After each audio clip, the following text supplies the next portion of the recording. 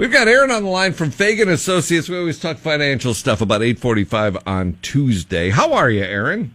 I'm doing really good today. How are you? I am good, man. It's I'm loving the spring and summer weather we got going here, but we can't forget about our money.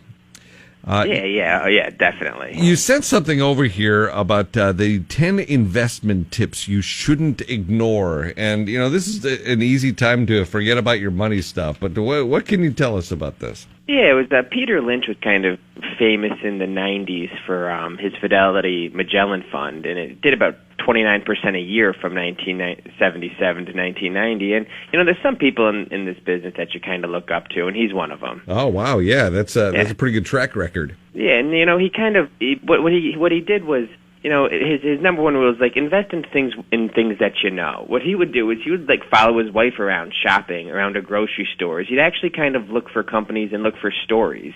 It's investing is not just the fundamentals of a company or technical trading. There's a lot that goes into it, and he was really good at not being too smart for his own good. Oh yeah, okay. Well, that makes sense. The real people sense there on what people are buying and why they're buying it.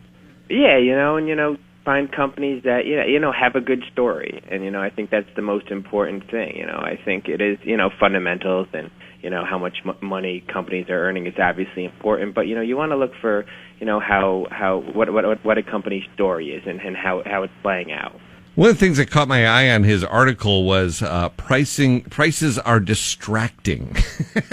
Yeah, and I think that's what we say that all the time. There's a difference between, volatility and risk. The market's only up 53% of the days, but it's up 74% of years. So, the more you look at your portfolio and the day-to-day movements of a stock, the worse it does for people. So you really shouldn't get caught up in, the day-to-day fluctuations of your account, but you should look at the bigger picture.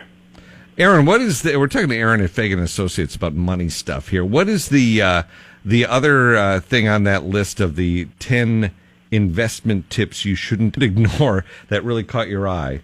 Between May and September, the market only historically does 1.6%, so it's easy to get, bored with a stock or scared out of a stock. Another one is don't get scared out of stocks. So, there's a lot of, fear-mongering on TV, especially of late with, everyone's, pundits on TV saying one thing or the other. And I think you have to really kind of take a step back and, not get scared out of things and let things play out over time. Aaron, you just said something interesting. So the stocks really don't do much during the summer? Is that what you said? Yeah. Yeah, historically, it's, the old quote is sell in May and go away. So between, May and September, the stock market doesn't do much, because, people are on vacation. People are worried about spending their money, not saving their money, vacations, being outside. So, that's a typical saying, but it's also a good time to, kind of go through your portfolio and go through things that you do like, for when the market does, tend to do better. So is summer a good time to buy when everybody else is sleeping? I think it always is. I think it's always a good time to, if you have money to invest, to put it to work. Because, you're never going to call the exact top or the exact bottom of the market. But if you're consistently putting money into your portfolio, you're getting good prices sometimes and you're getting not so good prices sometimes. But the key to successful investing is, just being consistent.